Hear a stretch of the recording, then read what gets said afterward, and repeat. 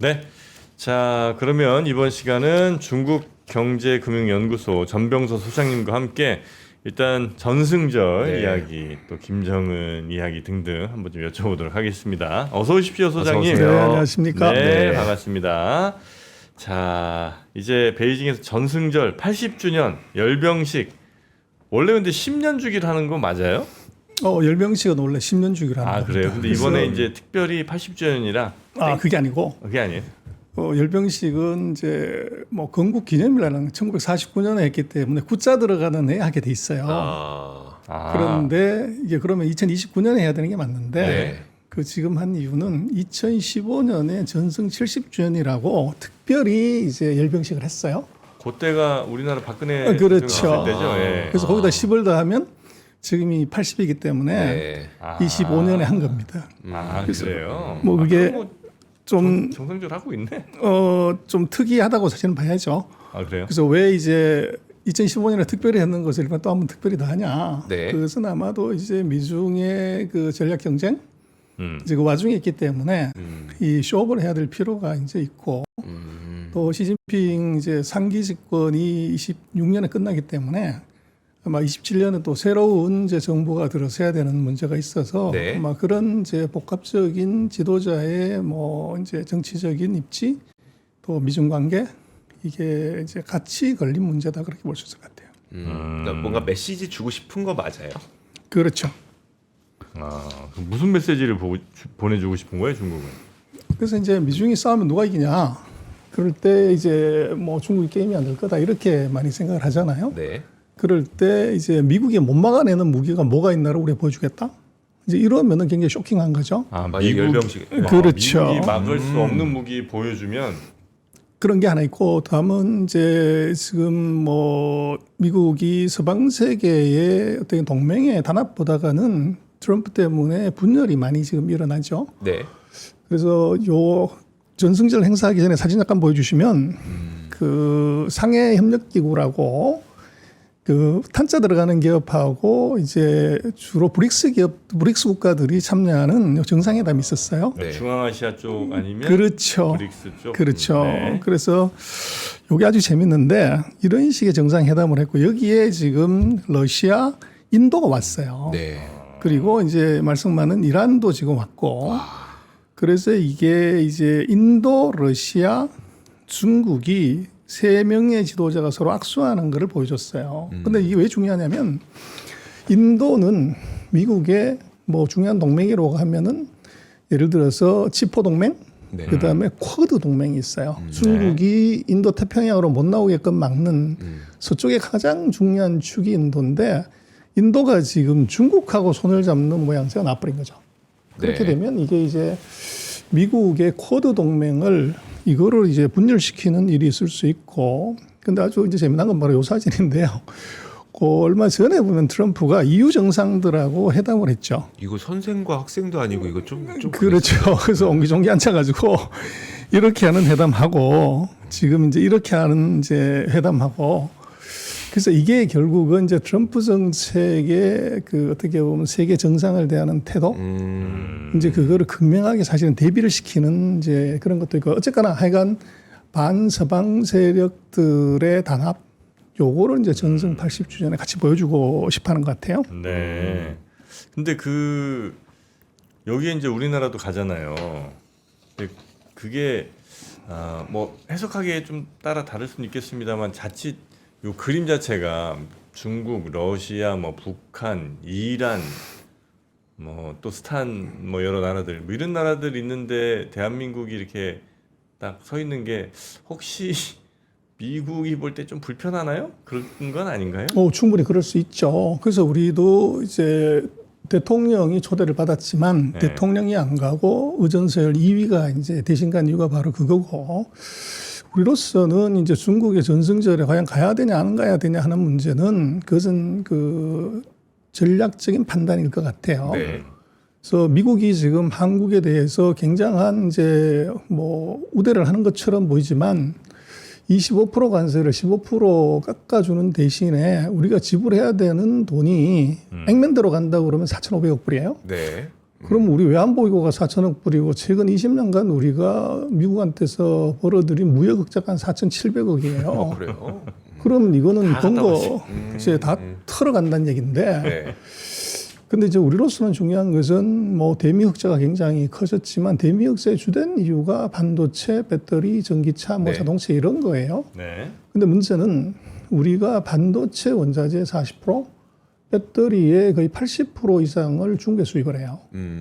그래서 이게 우리가 이제 무슨 국제적인 관계 이전에 이 먹사니즘과 관련되는 데 있어서 중국은 우리가 관리하지 않고 가다가 보면 지금 미국의 형국이 나타날 수 있어요. 미국이 지금 보면 최근 3번이나 관세 협상을 했는데 네. 계속적으로 딜레이를 했어요. 그래서 미국이 모든 나라들은 다 한 방에 다 이제 박살을 내고 트럼프가 원하는 대로 그냥 숫자 자기 만들어 써서 관세를 정하는데 문제는 정작 때려잡아야 될 중국에 대해서는 4월 달에 협상한 거에 지금 3번을 연기를 했지만 바뀐 게 없어요. 네. 잘 안 된다는 얘기죠. 근데 그걸 놓고 보면 지금 중국이 미국을 지금 절절 매개하는 이유가 뭐냐? 바로 원자재죠. 네. 그래서 히토류를 갖고서 목을 재는 바람에 미국의 첨단 산업이 이게 히토류 재고가 스탁아웃 되면서 생산을 중단되는 문제가 생겨버린 거죠. 그런데 네. 이것은 뭐 4, 5년 안에 해결될 문제가 아니에요. 근데 그 문제는 우리도 똑같이 걸려 있어요. 그래서 반도체하고 배터리를 우리가 원자재를 못 갖고 오게 되면 우리 대미 흑자 자체도 이것이 굉장히 문제가 될 수 있거든요. 그래서 우리는 제가 볼 때는 이번에 이제 원식 국회의장이 가시는 뭐 중요한 의미는 중국을 우리가 그 예전에 OEM 공장으로 보다가 네. 이제는 중국은 중동으로 우리가 보는 것. 중동이요? 그렇죠. 그래서 우리가 석유 없으면 아무것도 못 하잖아요. 네. 근데 지금 우리가 반도체하고 배터리 없으면 한국 수출이 치명적인 타격이 있기 때문에 네. 중국은 우리가 중동처럼 관리하는 이제 이런 쪽 정도의 관점에서 보는 게 맞지 않나 싶어요. 우리는 그러면 보통 중동엔 우리가 별로 팔기보다는 그냥 석유를 많이 사오는 입장이잖아요. 그렇죠. 중국에도 그럼 우리는 별로 팔 거 없고 그냥 사오는 입장이 될 수밖에 없는 거예요. 그래서 우리가 지금 뭐 여러 가지 얘기하지만 중국이 축구하고 반도체 빼놓고는 다 우리보다 지금 잘해요. 네. 그래서 2022년 이후로 월별 기준으로 우리가 계속 무역 적자입니다. 우리가 지금 돈을 벌어오는 것이 아니라 우리가 주고 있는 단계죠. 그러나 문제는 이제 거기에서 우리가 흑자를 내는 쪽이 지금 미국 쪽인데 유럽하고 그게 팔고 있는 제품의 원자재를 중국에서 갖고 오는 빚이 워낙 크다는 거예요. 그래서 우리가 석유 없으면 제조업 아무것도 못 하잖아요. 네. 똑같이 지금 우리 주력 산업에서 그 원자재를 중국에서 가져오지 못하면은 중동 사태하고 같은 현상이 나타날 수가 있다는 거죠. 그래서 우리로서는 정치적인 이슈는 이슈고 우리 실리적인 측면에서 실용 외교 측면에서 이 공급망의 생명선 중에 하나가 지금 중국이 대상이 되었기 때문에 그걸 관리하는 차원에서 넘버 2가 이제 가셨다 그렇게 봐야 될 것 같아요. 그럼 우리나라에서 에이펙 하잖아요. 거기에 이제 시진핑 오는 거에 큰 기대를 하는 분들이 좀 있습니다. 예를 들면 한한령 해제의 신호탄이 아마 시그널이 그거 아닐까 싶어서. 근데 우리가 우원식 의장을 보내면 중국에서도 올 때 혹시 시진핑 대신 또 다른 사람이 올 가능성이 높은가요? 그럴 가능성은 없어 보이는데요. 아, 그래요? 지금 우리 아펙은 이 중국이 입장에서는 한국에 아펙을 하기 때문에 온다기보다는 미중 관계에 어떻게 보면 협상의 타결을 위한 이제 목적이 더 커요. 중국 지금 입장에서? 그렇죠. 뭐 지금 아펙을 하게 되면 트럼프하고 시진핑이 이제 당연히 오게 되는데 네. 문제는 둘이서 지금 해야 될 문제가 아펙에 와서 무슨 의제 논의가 아니고 지금 3번이나 연기한 관세 협상에서 네. 그걸 연기를 해놨단 말이에요. 90일을. 그게 네. 언제냐면 11월 10일이에요. 네. 근데 10월 31일 요때 한국에서 만나게 되는데 지금 미중의 관계는 이것은 정말로 초등학생 기싸움 하는 겁니다. 먼저 전화하면 지고 먼저 엄마 부르면 지고 이러는 건데 전화하면 지금 이게 지금 트럼프가 중국에 먼저 전화하거나 시진핑이 미국에 먼저 전화하면 졌다고 보는 거죠. 그래서 서로가 전화했다고 그러면서 나는 안 했다고 이렇게 얘기를 하는 것이고 네. 그래서 문제는 트럼프가 중국을 가거나 시진핑이 워싱턴을 갔을 때 이게 이제 급한 자가 우물 팠다 네. 이런 이미지를 국민들한테 주게 되죠. 그렇죠. 그래서 서로가 가기가 어려운 상황인데 한국의 아펙이 딱 걸렸단 말이에요. 그럼 여기 아펙에 간다는 이제 명분 하에서 와서 제가 볼 때는 정말 하는 일은 아마 지금까지 세 차례 관세 협상을 했지만 거기서 장관급에서 합의를 못 봤어요. 네. 그럼 결국은 최고 지도자 결정해야 된다는 거죠. 그럼 둘이서 만나서 해야 되는데 그게 딱 걸린 것이 10월 31일이에요. 그래서 이게 그러면 11월 1일 또 만나서 할 거냐? 그럴 건 아니고, 그래서 이거는 명분도 좋고 계기도 좋다. 그리고 지금 한한령 관련되는 이슈는 분명히 중국이 지금 미국하고 한국의 갈라치기를 하기 위해서 빌드업 작업을 하는 건 맞아요. 그러나 제가 볼 때는 한한령에 대해서 우리가 조금 기대를 그렇게 크게 가지면 안 되는 것이 그건 빌드업 작업이지 한한령이 완전히 풀린다는 것은 그것은 기대를 크게 낮춰야 된다. 이유는 딱 한 가지. 촛불 때문에. 예? 촛불, 광화문. 무슨 촛불이요? 그래서 중국은 무엇보다도 중요한 게 정권의 안정이에요. 네. 근데 우리나라 같은 경우는 촛불 시위로 시민들이 이제 최고 이제 대통령을 2번이나 바꾼 나라예요. 네. 네. 근데 그런 나라의 이 컨텐츠나 이제 뭐 오락 엔터 프로그램을 아무 제한 없이 그대로 중국에 다 예전처럼 받아준다? 이건 현실적으로 있을 수가 없어요. 그게 영향을 미쳐요? 그러니까 근데 왜냐면 우리가 중국인들이 보는 컨텐츠는 그 내용을 포함하고 있지는 않잖아요. 글쎄, 근데 그게 이제 컨텐츠가 무서운 것이 네. 그 안에다가 심겨져 있을 수 있다는 거죠. 자유라든지 민주라든지 국민의 권익이라든지 뭐 이런 것들이 이제 간접적으로 전달될 수가 있기 때문에 네. 제가 볼 때는 그런 부분에서 철저히 아마 통제하면서 이제 제한적으로 이제 허락을 해주는 거. 최근에 놓고 보면 우리가 미국하고의 그런 관계 때문에 원래 복건성에서 한국 연예인들이 공연이 예정이 돼 있었어요. 네. 근데 그것이 취소가 됐죠, 최근에. 그래서 그게 이제 뭐 중국이 한국의 그 대미 정책에 대한 불만을 간접적으로 표현한 거다. 그렇게 보여지고 그래서 그 전체적인 분위기를 좋게 하기 위한 일부분의 그 제한 해제 이거는 가능하지만 전면적인 해제는 조금 기대를 혹 낮춰야 된다. 저는 그렇게 봅니다. 그래요. 그래서 이제 엔터 쪽에서도 이제 그게 어찌 보면 지금 올해 있을 가장 유일하고 큰 호재라고들 많이 이제 기대들 하고 계신 것 같은데 그렇게 전면적으로 다시 한한령이 해제되거나 이럴 가능성은 매우 낮다고 보시죠. 그렇죠. 그리고 우리는 지금 뭐 중국이 안 보겠다고 그러고 오지 말라고 그러는데 억지로 그래 갈 필요가 있냐. 그리고 중국도 이미 한국에 대해서 뭐 대발의 아버지 무슨 대장금 이러는 거는 십몇 년 전 얘기잖아요. 우리도 십몇 년 전에 무슨 컨텐츠가 있는 건데 그리고 지금 우리가 중국의 컨텐츠나 이거를 안 팔더라도 아니 전 세계가 그 한국 컨텐츠를 보는데 굳이 중국에다가 그걸 꼭 팔아야 되냐? 거기 기대를 많이 해야 되냐는 것은 그것은 이제 10년 전하고 지금 뭐 7년 전하고 상황이 바뀌었기 때문에 제가 볼 때는 한한령에 뭐 기대를 해서 주가가 오른다 내린다는 것들은 우리나라의 지금 오락엔터 산업의 매출 구조하고 지역별 분포를 한번 보고서 얘기하는 게 맞지. 지금은 중국으로 판다고 하더라도 그게 마이너리티가 될 수 있어요. 그래서 저는 그 박근혜 전 대통령이 이제 그 전승절 행사에 참석했을 때 그 비슷한 시기쯤에 막 별그대 유행하면서 천송이 코트 못 사갖고 막 난리 나고 막 이런 일들이 있었어요. 그럼 그 당시에 우리나라가 중국을 바라보는 태도는 우리가 물건을 팔 수 있는 시장이었다면 지금 우리가 중국을 바라봐야 되는 태도는 물론 비중이 워낙 수출 비중이 크니까 지금 당장 그걸 다 없애겠다 이런 건 아니지만 계속 팔 수 있는 시장이라기보다는 사와야 되는 시장 이 정도로 이게 뭔가 시각을 바꿔야 되는 겁니까? 아예? 바꿔야죠. 그래서 지금 중국은 아까도 말씀드렸지만 이게 반도체하고 축구 빼놓고는 다 잘하기 때문에 우리가 할 수 있는 것이 굉장히 제한적이에요. 그러나 재미난 것은 뭐냐 그러면 우리가 지금 최근 30년간 중국에 판 건 중간재를 팔았어요. 우리나라 수출의 92%가. 네. 그리고 미국에는 자동차나 핸드폰이냐는 이제 소비재를 팔았죠. 근데 미중이 전쟁을 하면서 이 관세 때문에 중국이 2025년부터 전략을 홀랑 바꿨어요. 우리는 내수 중심으로 간다. 수출 별로 신경 안 쓸 거야. 이렇게 했기 때문에 앞으로 중국의 내수가 무지막지하게 커지게 돼 있어요. 네. 정부가 거기 올인하기 때문에. 근데 아이러니하게도 미국은 지금 메이드 인 USA를 하겠다는 거잖아요. 제조업을. 네. 그렇기 때문에 우리는 뭘 바꿔야 되냐면 지금까지 중국에 팔던 것은 중간재였는데 중국에는 소비재를 팔고 미국에는 공장을 거기서 짓고 거기서 생산을 하라고 하면 미국에는 우리가 중간재를 팔아야 돼요. 그래서 한국의 최근 30년간의 수출 구조의 패러다임을 바꿔야 됩니다. 그게 굉장히 중요하죠.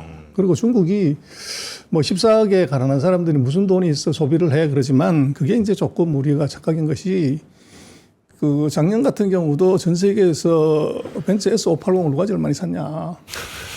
중국이 36% 샀고 미국이 한 16%, 7%, 네. 독일이 11% 샀습니다. 아, 러시아를 누가 제일 많이 샀냐? 중국이 한 38%, 세계 1등. 아, 그래서 그러면 14억이 가라는 사람들은 무슨 돈으로 그걸 사냐는 건데 그 중국의 상위 예를 들어서 10%. 이 사람들의 소득이 얼마냐? 그래서 10%라면 우리 인구 뭐보다 한 3배 정도 많은데 네. 이 사람들의 커트라인 소득이 이게 8만 달러가 넘어요.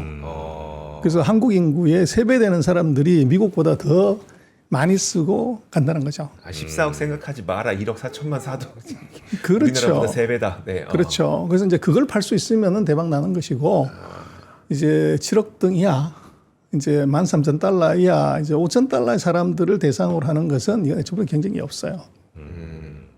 그 중국에 대해서 여전히 별로 이렇게 높지 않게 평가하는 분들이 많긴 한데 말씀하신 것처럼 반도체 뭐 축구야 뭐 축구고 반도체 그것도 메모리 반도체 일부에 대해서가 우리가 좀 앞서는 거고 나머지 분야는 같거나 중국이 앞선 게 지금 훨씬 많아진 상황이죠. 아 그런 건 아니에요. 반도체는 네. 그 GPU 같은 경우는 뭐 중국이 우리보다 잘해요. 지금 GPU를? 그렇죠. 그 엔비디아 같은 것. 네. 근데 우리는 뭐 엔비디아 하는 거 따라간다고 생각도 안 하잖아요. 네. 근데 중국은 H20은 이미 따라왔고 H100의 거의 80~90% 성능이 되는 칩을 이미 만들었어요. 근데 그거 뺀 나머지 반도체에서는 우리가 중국하고는 게임이 안 되게 아직은 우위입니다. 적어도 반도체를 한 사이클은 그렇죠. 4년에서 8년 정도는 우리가 그대로 가는 것이고 네. 그리고 우리는 자꾸 이제 메모리밖에 못한다. 메모리가 뭐 얼마다 그런 얘기를 좀 많이 시스템에서 그런 하시더라고요. 쓸데없는 얘기를 자꾸 하는데요. 네. 지금 엔비디아 주가를 다 바로 폭락시킬 수 있는 유일한 나라이자 유일한 기업이 대한민국에 있어요. 네. HBM을 하이닉스가 독하게만 먹고 엔비디아 오늘부터 우리 공급 안 한다고 그러면 엔비디아는 GPU를 하나도 공급할 수 없어요. 네. 고성능 칩을. 그럼 돈 안 되는 거죠. 그리고 지금 미국이 그럼 HBM을 제대로 하냐. 그리고 중국이나 대만이 뭐 반도체를 그렇게 잘하고 어쩐다 하지만 TSMC는 D램을 못 해요. 그리고 중국은 뭐 HBM은 물론이고 지금 D램도 우리보다는 한 두세 뭐 세대 훨씬 뒤진 거를 지금 기억하고 있어요. 네. 그래서 그거는 우리가 자꾸 이제 삼성전자 주가하고 연관지어서 우리나라 반도체 산업을 너무 이제 저평가하고 네. 비관적으로 보는데 그건 뭘 봐야 되냐면 삼성전자가 1등했던 것을 하이닉스가 대체한 것이지 한국에서 메모리나 D램이나 HBM이 없어진 게 아니에요. 그래서 그거를 이제 삼성전자를 우리가 워낙 많이 갖고 있기 때문에 네. 그 이제 충격이 있는 것이고 반대로 그럼 하이닉스를 갖고 있으면 어떻게 되냐? 그럼 대박이 나는 거죠. 네. 그래서 제가 볼 때는 한국의 반도체 산업에 대한 비관은 그건 너무 이제 좁게 보는 것이고 우리를 너무 낮게 저평가하는 이제 오해다, 오판이다 그렇게 보이죠. 훨씬 좀 마음이 좀 놓이네요. 근데 예를 들어 이제 앞으로의 산업이 될 거라고 예상되는 전기차나 로봇이나 AI 이쪽에서는 우리가 좀 뒤지는 건 사실 아니에요? 근데 그거는요, 우리가 로봇이나 AI는 원래 미국이나 중국을 이긴 적이 없어요. 한 번도 없어. 네. 그리고 지금 로봇이나 AI는 미국이 1등, 중국이 2등은 그건 불변이에요. 앞으로도 그렇죠. 그리고 그것이 격차가 이제 얼마나 좀 그래서 격차는 이제 순위로 보면 AI는 미국 1등, 중국 2등, 한국은 6등. 뭐 그 정도 레벨이고 로봇은 지금 미국하고 중국이 거의 맞짱을 뜨는 단계인데 중요한 것은 중국의 휴머노이드 로봇 같은 경우를 보면 전 세계 휴머노이드 로봇의 부품 이것의 56%를 중국이 공부를 해요. 그래서 테슬라도 지금 중국에서 부품을 이제 가져다가 휴머노이드 로봇을 만드는 중인데 그걸로 만들어요. 그렇죠. 근데 우리 같은 경우는 뭐 로봇 만드는 회사들이 미국이나 중국에 비하면 아직은 한참 뒤지죠. 그래서 AI나 로봇은 그건 우리는 뭐 경쟁 상대가 안 되는 것이고 그래서 이제 새 정부가 AI를 뭐 이제 대규모 투자를 하겠다고 그러니까 그게 기대를 조금 할 수 있는 것이고 원래 우리 그것은 미국이나 중국에 대해서는 우리는 게임이 안 됐다. 그러니까 폄하하는 건 아닌데 그러면 이제 메모리만으로 우리가 살 수는 없으니까 그렇잖아요.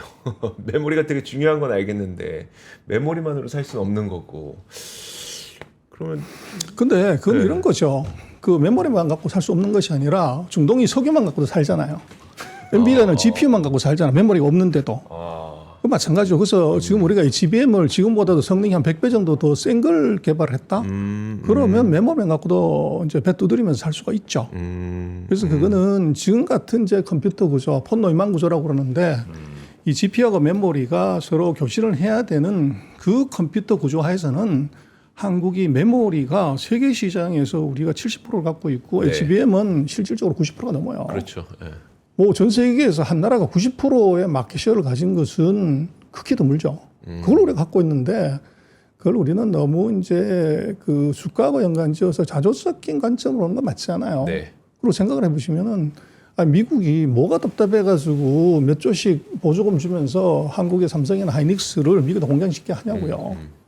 그리고 뭐가 이게 그 두려워가지고 우리가 중국에다 지어놓은 공장에다가 기계 장비 이거 넣지 말라고 그렇게 압박을 넣냐고요. 이게 미국도 이제 감당이 안 되는 이제 기술 캐파를 한국이 갖고 있다는 얘기죠. 그래서 물론 뭐 위기는 위기지만 그렇다고 아주 그냥 포기하고 이럴 건 아니고 우리도 충분히 경쟁력 있고 할 만한 거 많다. 그 많아요? 정도가 아닌 것 같은데요. 우리가 멱살 잡고 흔들 수 있다 이 정도의. 그래서 이런 거죠. 미국 서부에 금광이 개발이 됐을 때 돈 번 사람이 딱 두 사람이야. 금을 누락했는지 몰라요. 네. 근데 거기서 돈 번 사람은 청바지. 딱 하나가 청바지 장사하고 호갱이 장사예요. 네.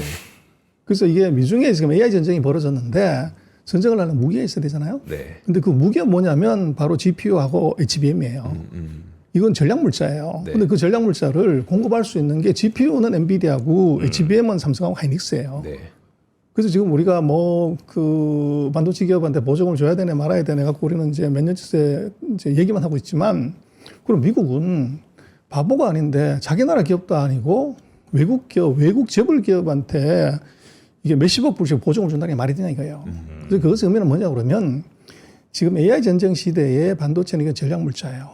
군사물자라고 방산업이에요. 네. 그래서 미국이 한국 기업에 대만 기업에 돈을 주는 것은 이것은 전쟁에서는 최고 성능의 무기만 사면 돼요. 국적 따지지 않아요.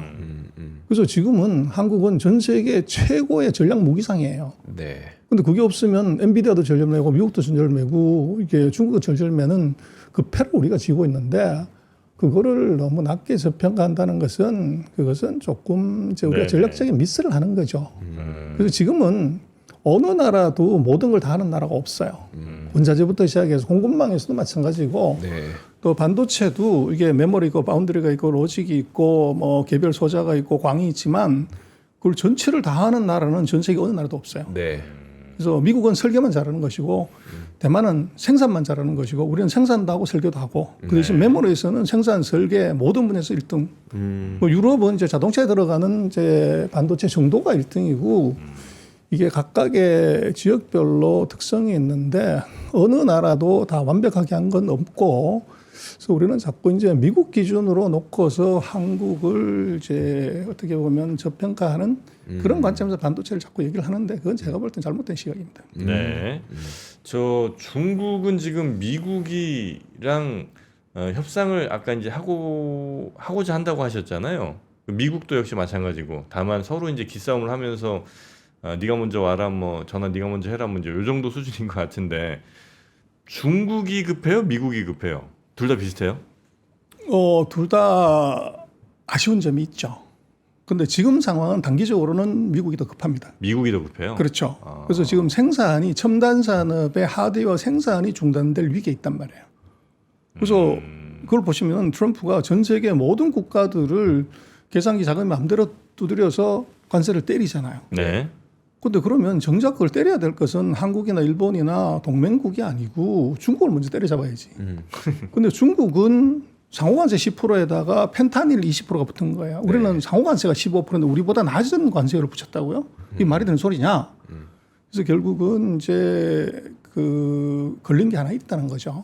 그걸 함부로 어떻게 할 수 없는 미국마저도 트럼프마저도 함부로 올 수 없는 카드가 바로 이제 있는 게 바로 히토류고 이 히토류는 정말 이런 것들을 희귀한 것이기 때문에 대량 생산할 수가 없어요. 네. 근데 그거를 1년 만에 2년 만에 광산 다시 해가지고 할 수 있는 것도 아니고 그걸 광산을 개발하더라도 중히토류를 이제 가공할 수 있는 정제 기술이 이게 미국은 지금 없어요. 그 개발하는데도 몇 년 걸린다고. 네. 그러니까 적어도 한 4년에서 5년 정도 사이클 안에서는 이건 정말 독사처럼 이제 독사한테 하나 뒤꿈치를 물린 것이 지금 히토리죠.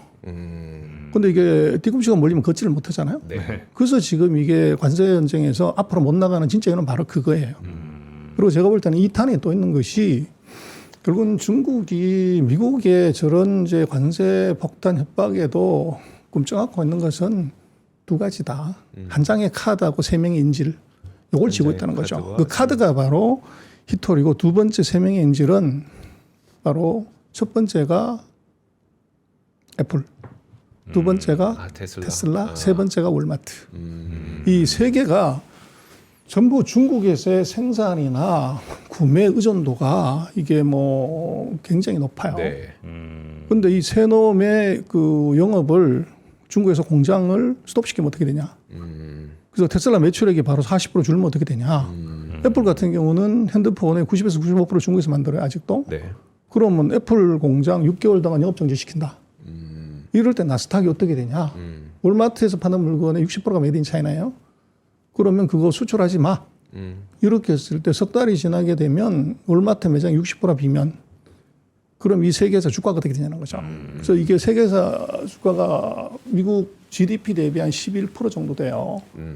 이게 흔들렸을 때 나스닥은 어떻게 할 것이며 거기에 이제 터지는 이 부작용을 과연 네. 트럼프 정부가 견딜 수 있냐. 그게 있는 거죠. 그래서 관세 협상을 질질질 끄는 이유가 천하에 미국이 지금 물린 게 있다는 거죠. 한 장의 카드하고 세 명의 인질. 이 문제는 뭐 하루 만에 1년 만에 6개월 만에 해소할 수 있는 게 아니에요. 네. 그렇다고 뭐 우리나 다른 동맹국들이랑 한 것보다 훨씬 낮은 관세로 하면 다른 나라들이 뭐 진짜 너무 섭섭하거나 아니면 가만히 있지 않을 것 같기도 하고. 그래서 이제 트럼프의 관세 정책은 애초부터 그것은 이제 스탠스가 잘못 쓴 거죠. 우리가 골프 칠 때 스탠스 잘못 쓰면 공이 오비가 나잖아요. 근데 이게 제조업이 관세라는 것은 제조업 보호할 산업이 있을 때 관세를 때리는 것이지. 그러니까, 네, 철강학, 맞아요. 조선기계, 뭐 이쑤시개, 장난감, 마스크 이 공장이 미국에 있냐는 거예요. 거기다가 뭐 15%든 50% 때리면은 이게 초기에는 수출하는 사람이 낼지 모르지만 시간 지나면 그건 소비자 부담이에요. 그래서 이건 100% 부메랑이죠. 근데 그것이 이제 모든 것을 해결할 수 있는 조자령의 헝칼처럼 막 휘두른 것이 지금 트럼프의 정책이고 그래서 평가는 심플해요. 이게 지지율을 보면 되잖아요. 집권 이후에 지지율이 뭐 계속적으로 떨어지면 30%까지 떨어졌잖아요. 그래서 거기에 답이 있는 것 같아요. 정책이 맞았다고 그러면 이게 고공행진을 해야죠. 그리고 이제 더 나쁜 것은 최근에 보면 그 미국의 항소법원이 이거 지금 IPA법에 의한 300 그 지금 상호관세는 네. 이제 불법이라고 판결해 버렸단 말이에요. 법원이. 그렇죠. 그래서 이게 만약에 최종 법원에 가지고 대법원에서도 이게 그렇게 납부하면 어떻게 되냐? 네. 그럼 지금까지 했던 거 다 엎어야 된다고요. 그러면 전 세계가 다 들고 일어날 거고 미국의 수입업자들이 다 이제 돈 내놓으라고 난리를 칠 판인데 그때 뭐가 생기냐 그러면 바로 미국의 중간선거가 있어요.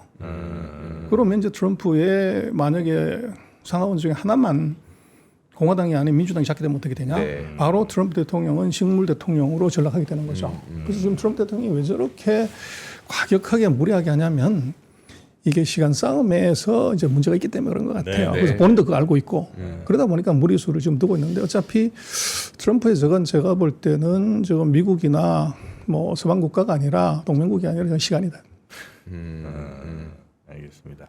하여튼 이렇게 우리가 중국과 미국을 좀 이해하면 네. 지금 앞으로 벌어질 또 뭐 전승기간 행사에서 여러 것들도 아마 좀 더 다르게 보이지 않을까 싶습니다. 오늘은 우리 전병서 소장님 모시고 또 중국의 전승절 관련된 이야기들 또 중미 또 무역 협상 등등에 관한 여러 가지 것들 여쭤봤습니다. 오늘 대단히 감사하고요. 또 뵙겠습니다. 네. 감사합니다. 네. 자, 저희도 인사드리고 내일 다시 찾아뵈야죠. 함께해 주신 여러분 고맙습니다. 고맙습니다.